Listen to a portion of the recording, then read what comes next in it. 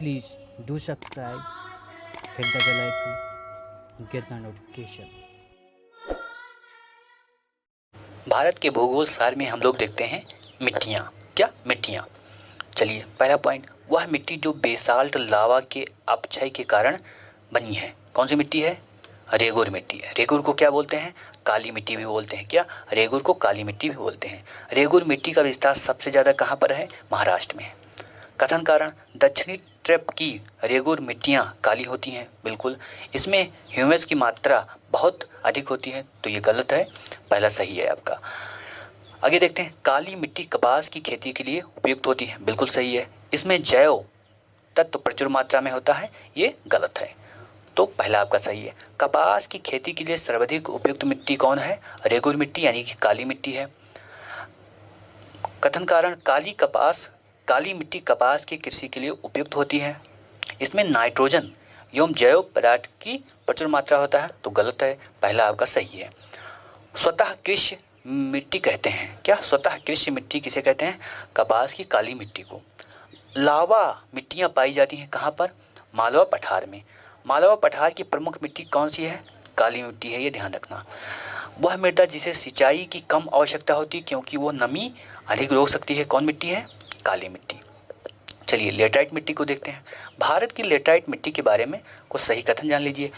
ये मिट्टियां लाल रंग की होती हैं। क्या? लाल रंग की होती हैं। इन मिट्टियों में टैपियोका और काजू की अच्छी उपज होती है।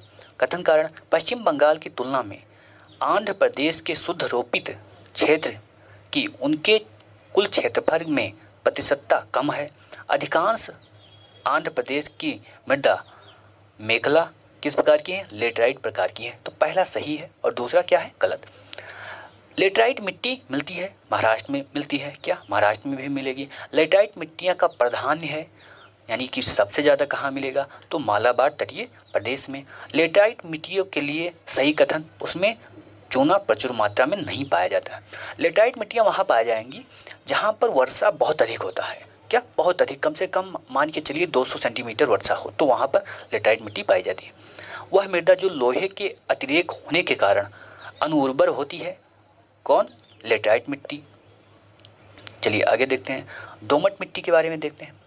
भारत में सबसे अधिक उपजाऊ मृदा कौन सी है?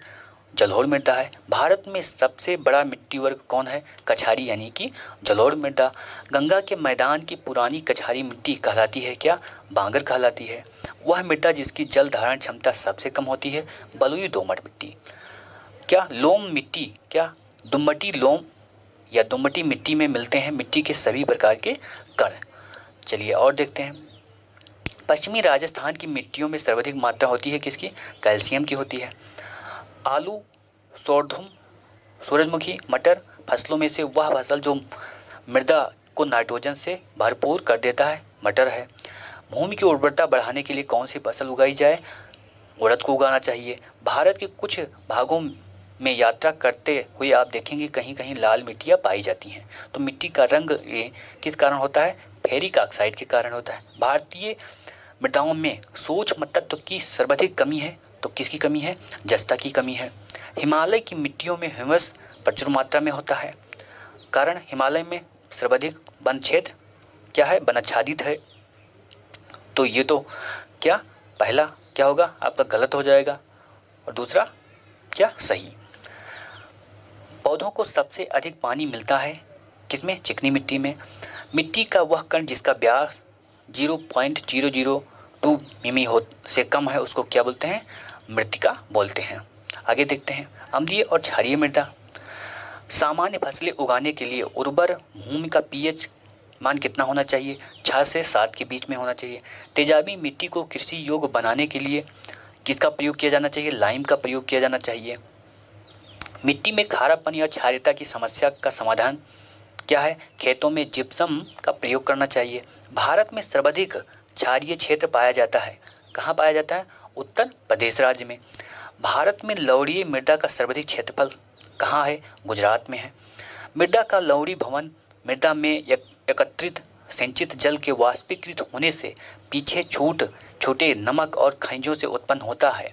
सिंचित भूमि पर लवणी भवन का जो प्रभाव होता है वो क्या है, यह कुछ मृदा को अपारगम्य बना देता है।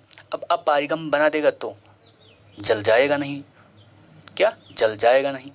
चलिए आगे देखते हैं। चाय बागानों के लिए उपयुक्त मिट्टी है क्या, अम्लीय।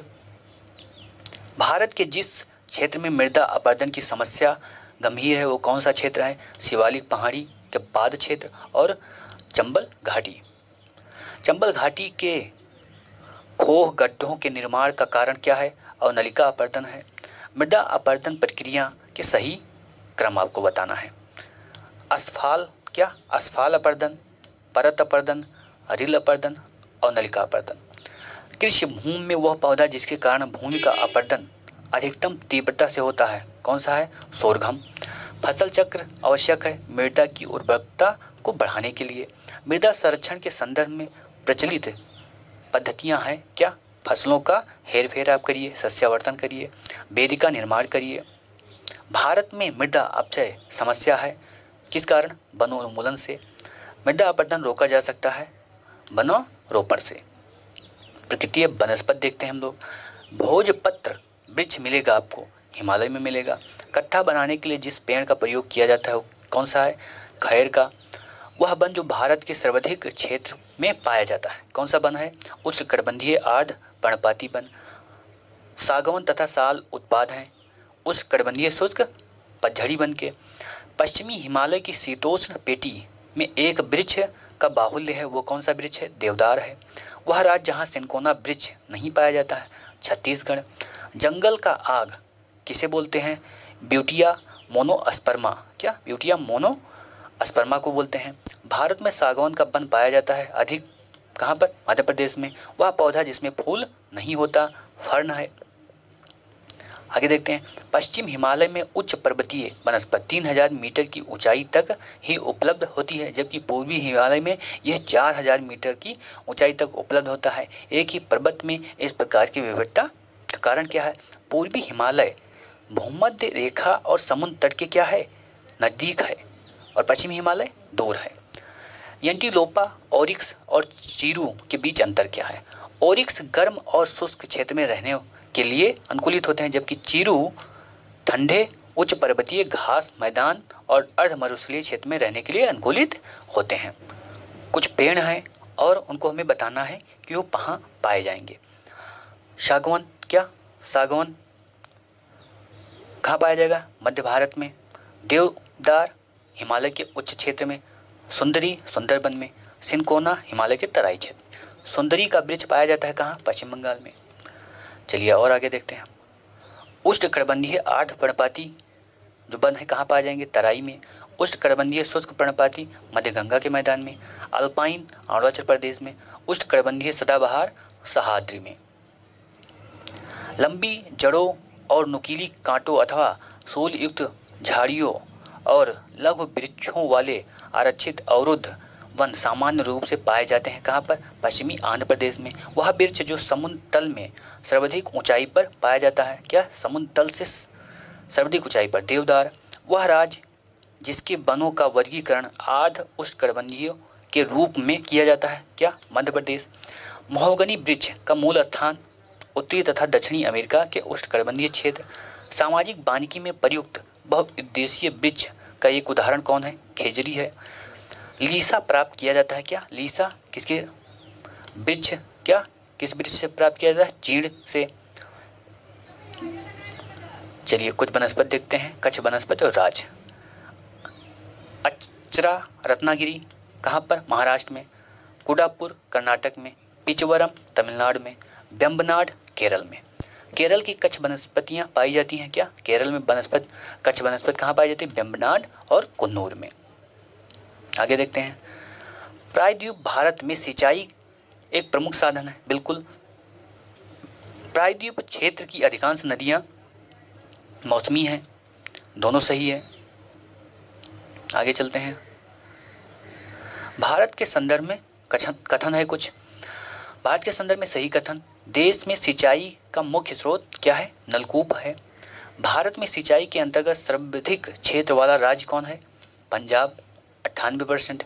सूक्ष्म सिंचाई की पद्धति के संदर्भ में सही कथन, मृदा से क्या उर्वरक पोषक हानि को क्या करता है, कम करता है। इससे कुछ कृषि क्षेत्रों में भौम जल का स्तर कम होने से रोका जा सकता है। जीवन रक्षक या बचाव सिंचाई इंगित करता है किसको, PWP सिंचाई को।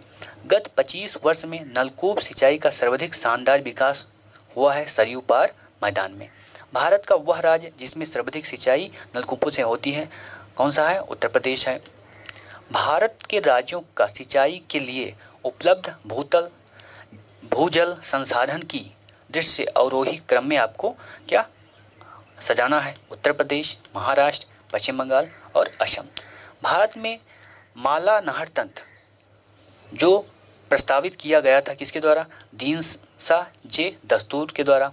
भारत की सिंचाई क्षमता का सर्वाधिक भाग पूरा होता है लघु एवं बृहद परियोजना के द्वारा। फरक्का नहर की जल वाहन क्षमता कितना है, 40,000 क्यूसेक है। मंगलम सिंचाई परियोजना कहाँ पर है, केरल में है। सारण सिंचाई नहर निकलती है कहाँ से, गड्ढक से। इंदिरा गांधी नहर का उद्गम स्थान है कहाँ, हरिके बैराज। हरिके बैराज जिन नदियों के संगम पर है वो नदी क्या है, ब्यास और सतलज है। राजस्थान नहर निकलती है कहाँ से, सतलज से। इंदिरा गांधी नहर का निर्माण वर्ष 1958 में प्रारंभ हुआ और इसका उद्गम कहाँ से है, सतलज नदी पर हरिके बांध से। ब्यास नदी के पोंग बांध के जल का उपयोग होता है इंदिरा गांधी नहर परियोजना में। गंग नहर जो सबसे पुरानी नहरों में से एक है, निर्माण गंग सिंह ने किया था, कब किया था, 1927 में। शारदा सहायक समादेश विकास परियोजना का मुख्य लक्ष्य क्या है, कृषि उत्पादकता को बढ़ाना, बहुफसली खेती द्वारा भू उपयोग के प्रारूप को बदलना और भू प्रबंधन का सुधार। निचली गंगा नहर का उद्गम स्थल कहाँ है, नरौरा में गंगा नदी पर। आगे देखते हैं, हरियाली एक सिंचाई योजना है, जल संग्रहण से संबंधित विकास योजना और वृक्षारोपण के लिए। एकीकृत जल संभर विकास कार्यक्रम को कार्यान्वित करने का लाभ क्या है, मृदा के बह जाने को रोका जा सकता है, वर्षा जल का संग्रहण हो सकता है, भौम जल स्तर का पुनर्भरण होगा और प्राकृतिक वनस्पतियों का पुनर्जनन होगा। सुमेलित करना है आपको। सूखा प्रवण क्षेत्र कार्यक्रम किस मंत्रालय चला रहा है, कौन सा मंत्रालय चला रहा है, भूमि संसाधन विभाग। मरुस्थल विकास कार्यक्रम ग्रामीण विकास मंत्रालय। वर्षा पूरित क्षेत्र हेतु राष्ट्रीय जल संभर विकास योजना कृषि एवं सहकारिता विभाग। ड्रिप सिंचाई पद्धति के प्रयोग के लाभ हैं, क्या लाभ हैं, खरपतवार में कमी आएगा और अपरदन में कमी आएगा। सो आज के लिए इतना ही, फिर मिलते हैं अगले वीडियो में, तब तक के लिए जय हिंद। प्लीज चैनल को सब्सक्राइब कर लीजिए।